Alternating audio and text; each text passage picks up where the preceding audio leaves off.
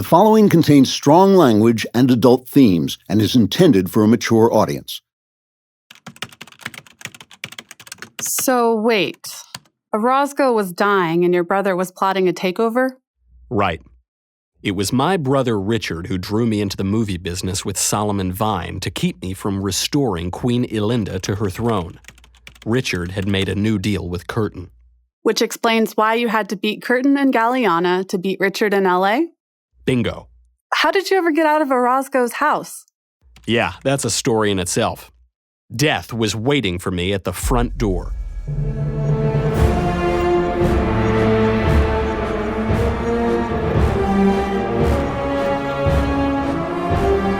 Another Kingdom, the final season. Written by me, Andrew Clavin. Performed by Michael Knowles. Episode 10. The Homeless Queen. Death was waiting for me at the front door.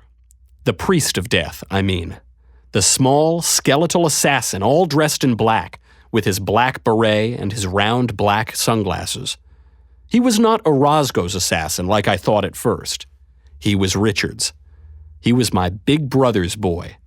And as I came out of the living room and walked toward him where he blocked the door, he grinned a savage grin at me, a grin so bright and shiny and ravenous he might have been a crocodile in human form. I thought to myself, he might do it right now. Richard might give the order and he might kill me, right here and now. I reached the man. We stood confronting one another, nearly toe to toe. He grinned and grinned, his glasses reflecting my frightened face back at me. "See you soon." And still grinning, he stepped aside. I pulled the door open and walked out of the house. I drove to find Elinda. With the Emperor dead, with Jane in jail, with my homicidal brother waiting for Serge to die so he could seize the reins of his organization's power, with nothing waiting for me in Aona but a plunge into the seething sea, where else could I go? I had no other ally but Ellen Evermore, the queen hiding among the homeless. I had no wisdom of my own. I needed hers. It wasn't a long drive, but it also was. My encounter with Richard had left me weak, shaking. I could feel death trailing me, an invisible assassin always in my wake. Meanwhile, Southern California in the springtime was so aggressively alive, it seemed to mock my rapidly dwindling life expectancy. The cloudy morning had cleared. The sky through the windshield was bluer than blue. The hills at the windows were green as green could be. Bougainvillea bloomed on the bushes by the roadside, riotous colors, purple and red and orange and white and gold. The silent tick-tock of time filled the car. I descended into town. I found a parking space on a Century City side street and walked over to the coffee shop at the Wilshire Juncture. I went down the narrow alley to the lot in back where the tent city stood. It was past rush hour now, but there was still plenty of traffic on the streets everywhere, cars weaving around each other in a swift stop-and-go dance. In the parking lot, though, it was oddly quiet, oddly empty. The minute I stepped into the homeless camp, I felt uncannily alone. There was not a human being in sight. The tents rose up on every side of me, yellow, khaki, white, and blue. They blocked the view from the street so that the drivers in their cars could not see me. Even the traffic noise seemed to be muffled and distant. Mostly I heard the plastic tents fluttering in the spring breeze. Where were they, I wondered? Where were all the drunks and schizophrenics and hobos who had been here before? I moved deeper into the silent encampment. My body still ached from the joust in Aona. My head ached too. I felt uncomfortable and self-alienated, like a stranger in my own skin. I came to rest in the middle of the tent cluster. I panned my eyes across the eerily empty scene. Abandoned sleeping bags, piles of clothes, a shopping cart stuffed with junk, a half-eaten burger here, an empty whiskey bottle there, cold French fries. A soda can went rolling over the asphalt with a metallic rattle. Fast food wrappers flapped and shuddered and tumbled past me, pushed by the breeze. I felt like a ghost amid the ghostly pavilions. I was about to leave, to give up and walk away.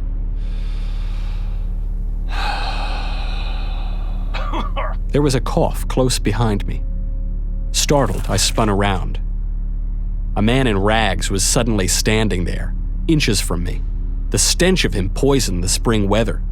He was a white man, grimy, with copious red and silver hair springing from his head and face. His whacked-out eyes seemed to peer at me from the copper depths like a tiger's eyes through the leaves of a red jungle. "Where are you from?" he barked at me, and before I could answer, he barked, "What planet?" His breath smelled like a rotting body. I caught a movement at his thigh and glanced down. He was gripping a stake in his right hand, a piece of a chair leg sharpened to a point. His left hand was clenching and unclenching with tension and excitement. Shit. "I'm here to see Ellen Evermore. Elinda. Queen Elinda." A great animal snort came from behind me. I spun, and there was another man, a black man this one, draped in the remnants of an old dark trench coat. He was big, tall and thick, unshaven, with exhausted yellow eyes. "No one would see it if you died in here, little man." As he spoke, more men emerged from behind him, from his left and right, fanning out like a deck of cards. They encircled me. Their stench closed over me. Their animal eyes stared at me hungrily. Where had they all been hiding? "Lots of people die in here," the red-haired stake guy said. "No one ever sees." "No one," said a woman, a 5-foot monster girl, crew-cut, tattooed, shaped like a wrecking ball, enormous breasts under her stained black t-shirt, wobbling with every move she took. "This is our city! No one comes in here unless we let them!" "No one leaves here unless we say," said the black giant. I licked my dry lips. I looked at each staring, psychopathic face in turn, and all the while, my glance kept flashing back to the red-haired guy and that sharpened stake, his free fist opening and closing. He was all pumped up with energy and suspense, ready to lunge, ready to plunge that shaft into me at any moment. I swallowed hard, afraid. I passed one more circle of glances over the mob surrounding me. My eyes came to rest on the eyes of the stake guy. His wild, white stare met mine from the depths of his hairy tangle. He seemed to be the leader. I had an idea. "Let wisdom reign."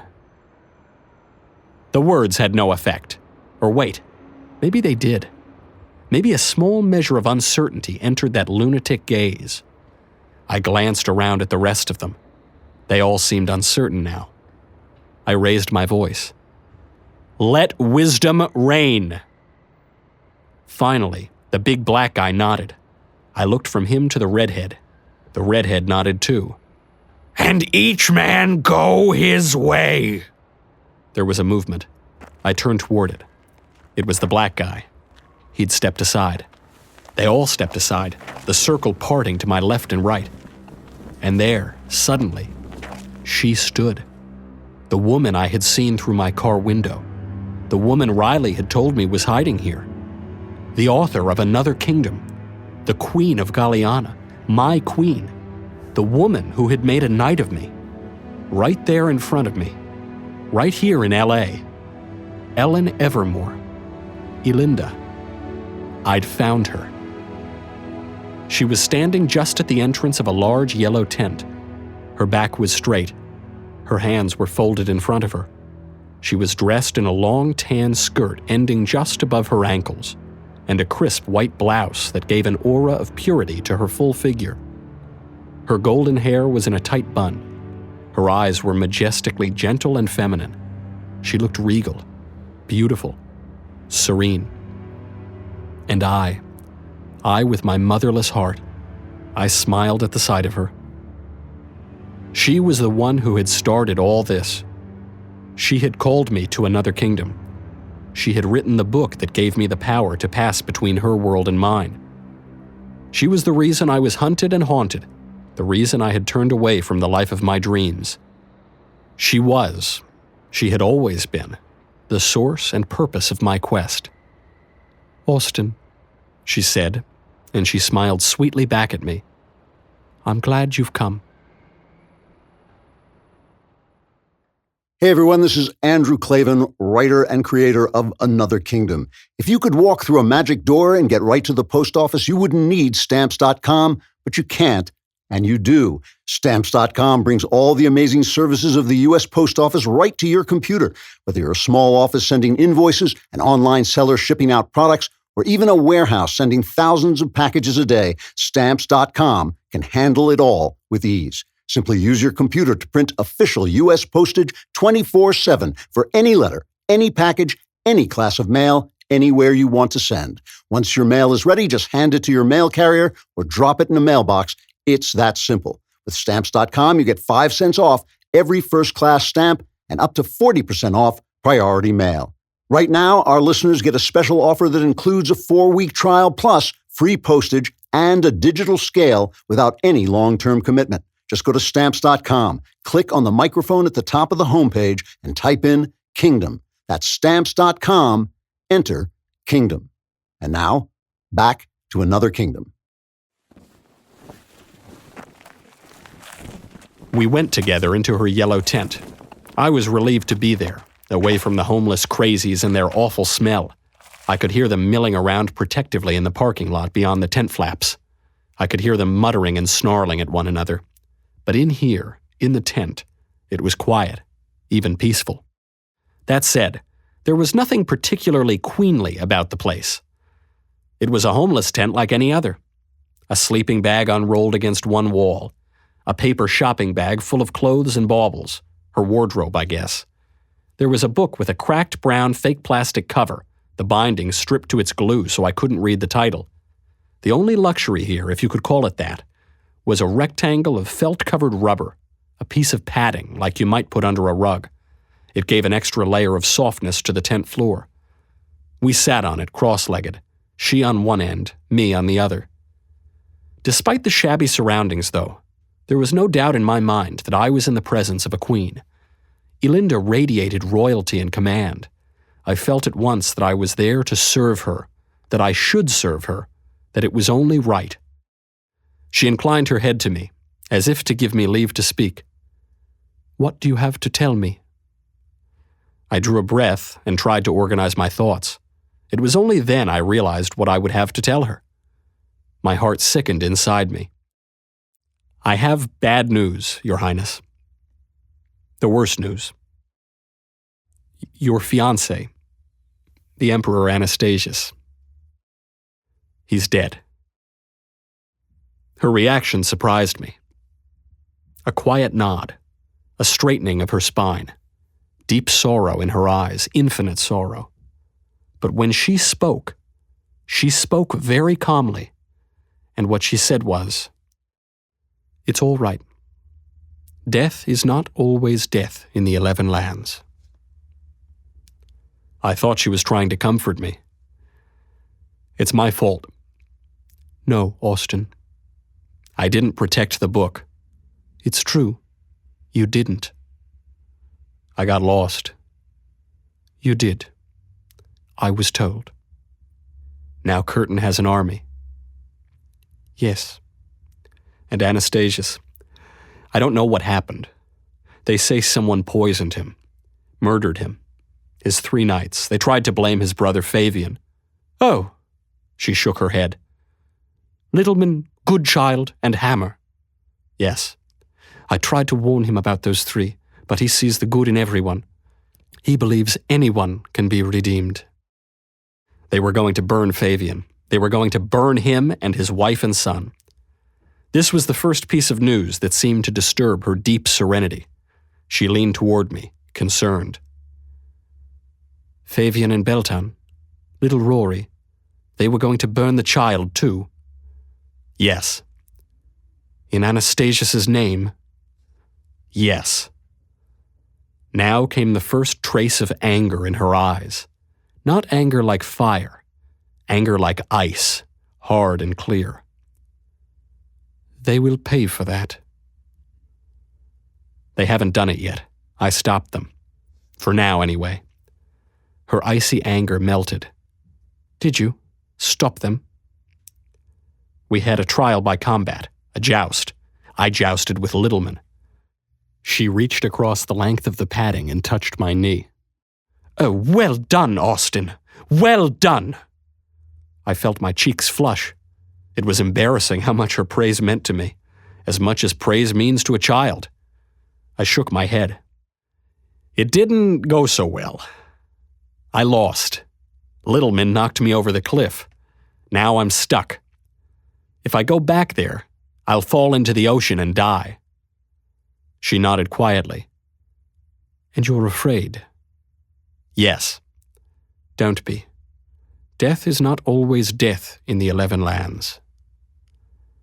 I tried to smile hopefully in response, but I failed miserably. I knew that whatever happened to my body in another kingdom happened here as well. I had the bumps and bruises and scars to prove it. And while death might not always be death in the 11 lands, it was always death in this town, every single time. No matter what the Queen said, I doubted I'd survive in any recognizable form if I plunged into the Sea of Aona at terminal velocity. But the Queen seemed unperturbed. Her deep eyes sparkled kindly at me. Her expression remained lofty and serene. Looking at her, I had the feeling that I and my fear and my guilt and my anguish, seemed silly to her. Or not silly, maybe, but childish, small, as if I didn't understand what really mattered in life.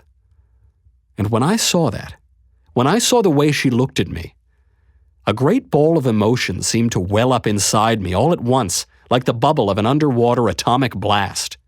Before I could even form the thought, I heard a question burst from my lips, my voice cracking. Is this all some kind of dream? Is this just like a brain tumor I have or something? Have I gone crazy? Am I dead? Am I in a coma somewhere and this is all some elaborate hallucination? Is that it?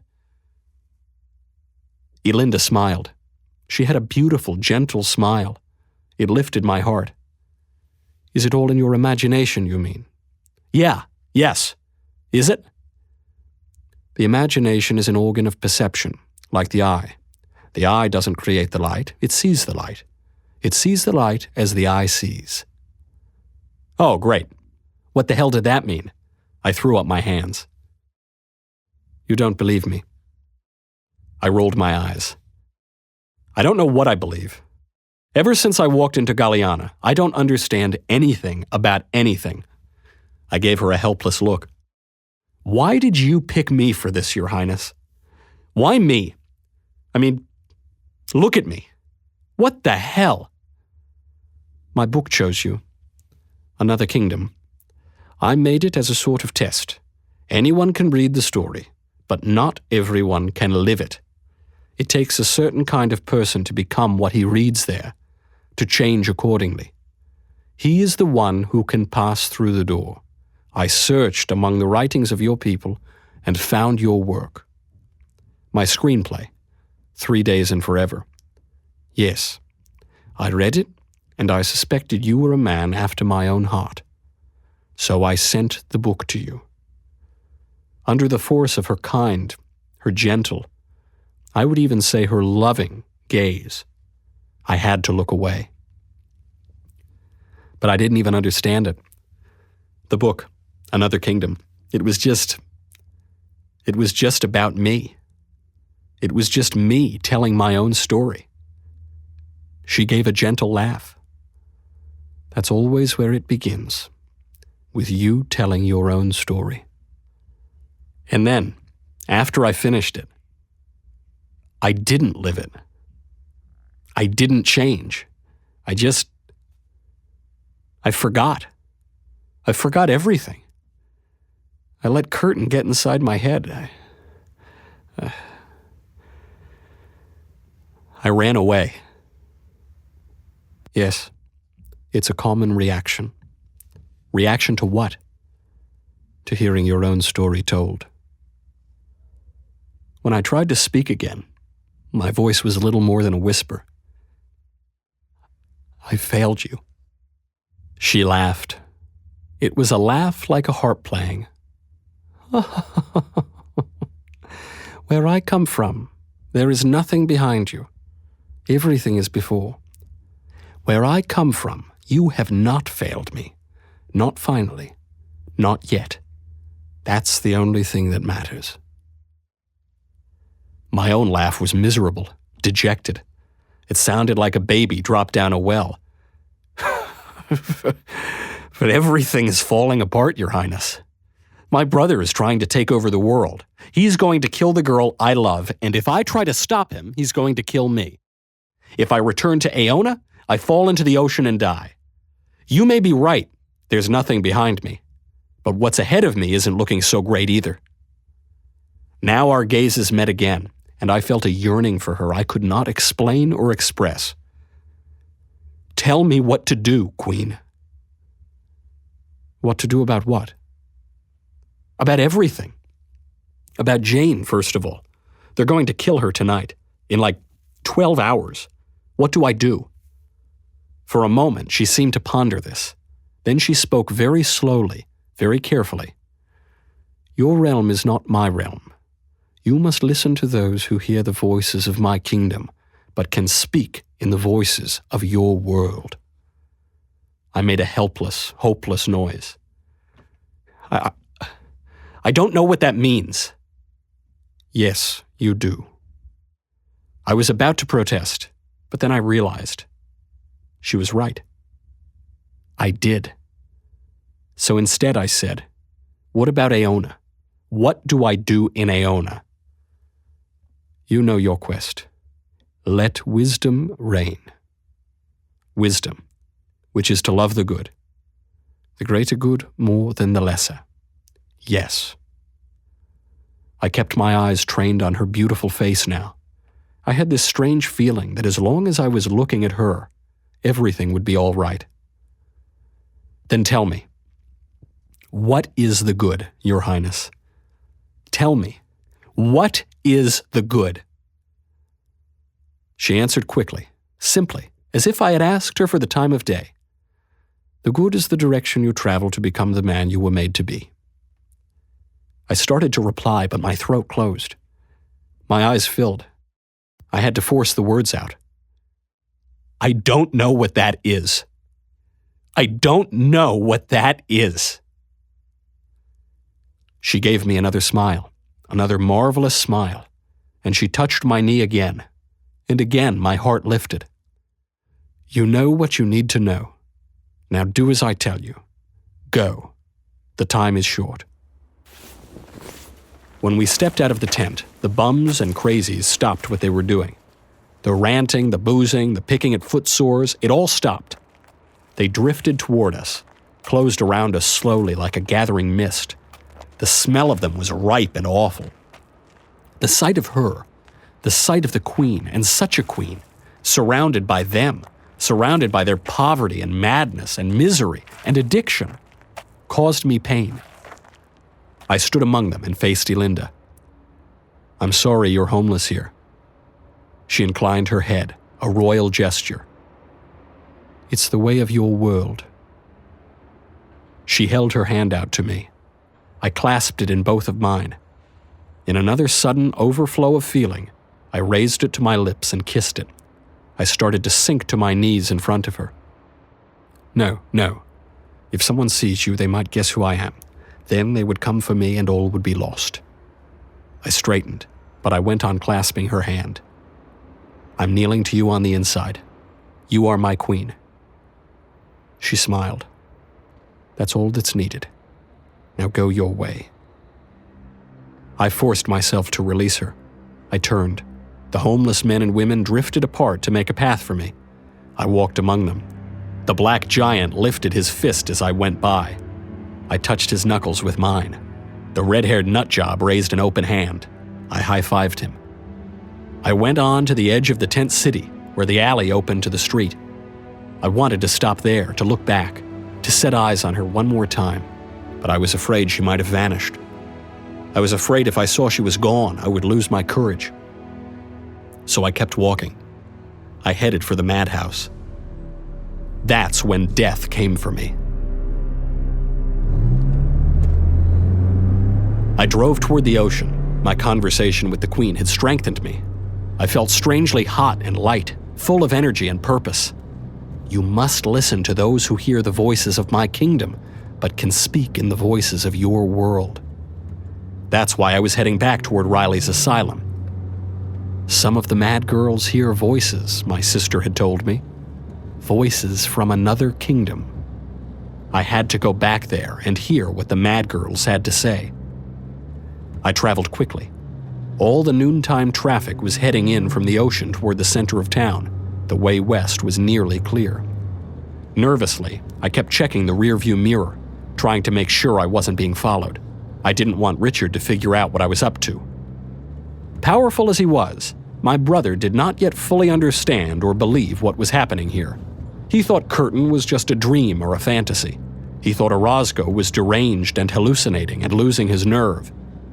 He didn't fully understand about the other kingdom and its connection to our world. But he knew enough. He knew tremendous power was about to fall into his hands, and I was out to stop him.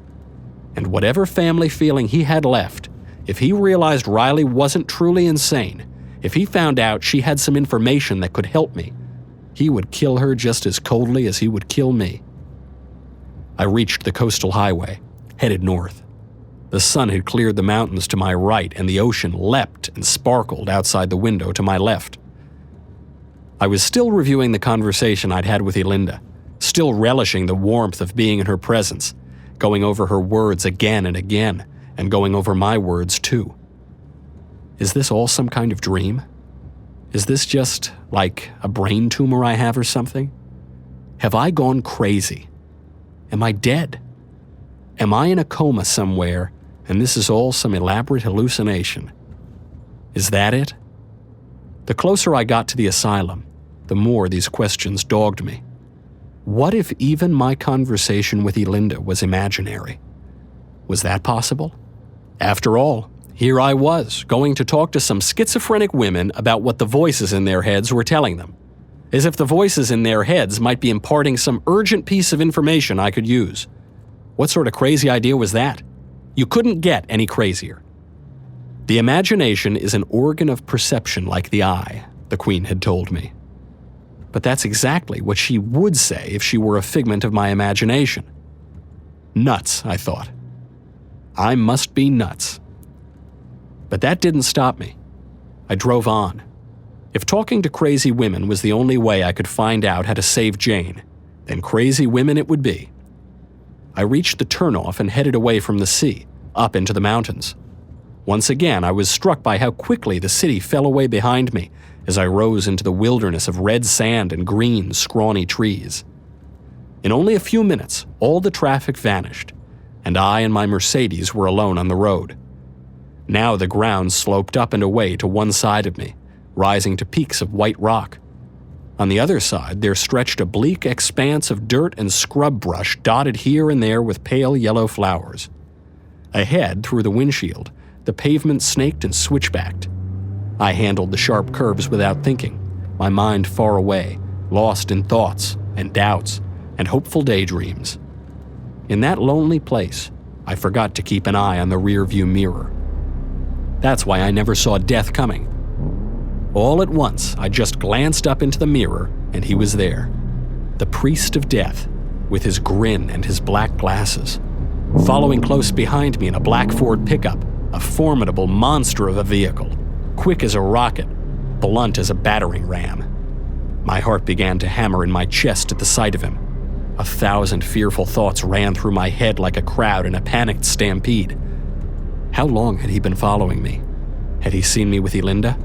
Did he know where I was heading and why? No, I told myself, trying to stay calm. Roscoe's organization had the power to track me anywhere. He could have easily followed my phone or the GPS in my car. For all Death knew, I was simply going to visit my sister as always. He may have just figured this was a good place to take me alone, that's all. But there could be no doubt about his purpose here. There was no staying calm about that. The truck was barreling toward me at top speed. As the road swung sharply around and back, the high sun hit the truck's windshield. Death's face vanished behind a starburst of yellow light. The moment we turned again, the moment the starburst vanished, I saw him clearly, behind and above me in the Ford's high cab. I saw the bright, murderous grin on his lips. I didn't need to see the eyes behind the glasses. I could well imagine the malevolence there. The truck loomed like black night in my rear view, larger and larger, and darker and darker. I cursed and jammed my foot down on the gas. The Mercedes flowed forward, a sleek and silver bullet. The truck dropped away behind me, but the curve ahead came barreling toward me way too fast. I twisted the wheel and my face twisted. The tires screamed and gripped the asphalt as I centrifuged around the bend. For a second, the truck went out of sight, obscured by the scrubby hill behind me. A short straightaway appeared in the windshield. Encouraged, I pressed the gas pedal even farther toward the floor. The car accelerated smoothly, but my heartbeat leapt in a ragged instant to a machine gun rattle. I was really racing now. The scenery blurred on both sides of me.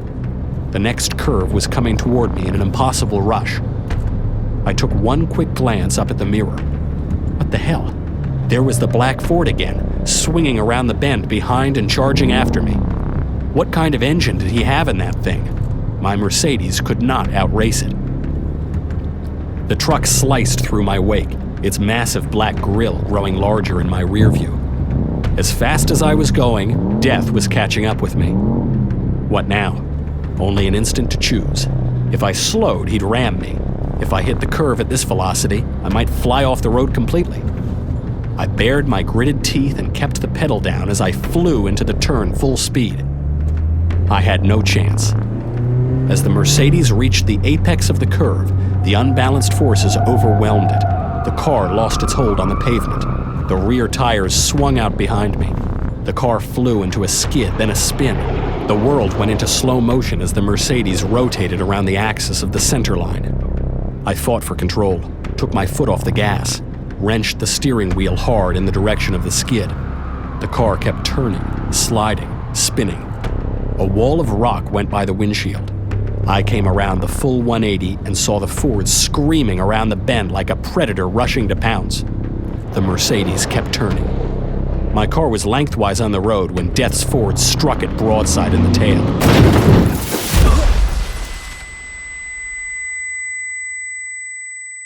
There was a tremendous crunching smash, a jolt like a punch in the head.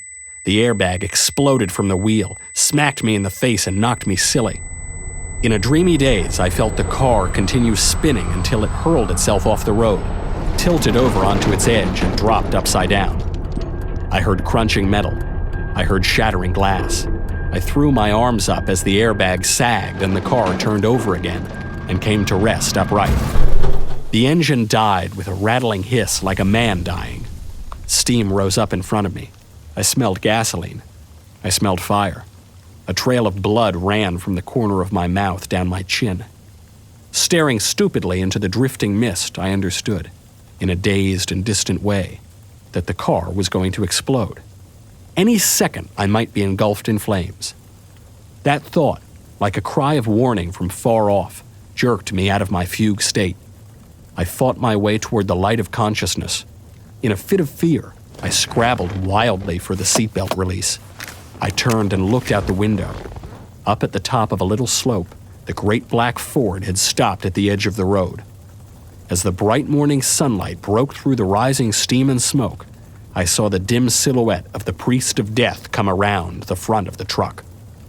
Slowly, casually, he started walking toward me down the hill.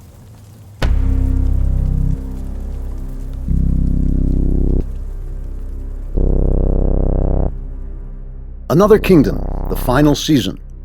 Written by me, Andrew Klavan. Performed by Michael Knowles. Voice work for the Secretary, Caitlin Maynard. Episode 10, The Homeless Queen, was directed by Jonathan Hay. Produced by Austin Stevens. Executive producer, Jeremy Boring. Supervising producer, Mathis Glover. Visuals by Anthony Gonzalez-Clark and P.K. Olson. Audio, music, and sound design by Kyle Perrin. Associate producer, Katie Swinnerton. and the main theme is composed by Adrian Seeley. Another Kingdom, copyright Amalgamated Metaphor. Daily Wire production, copyright Daily Wire 2019.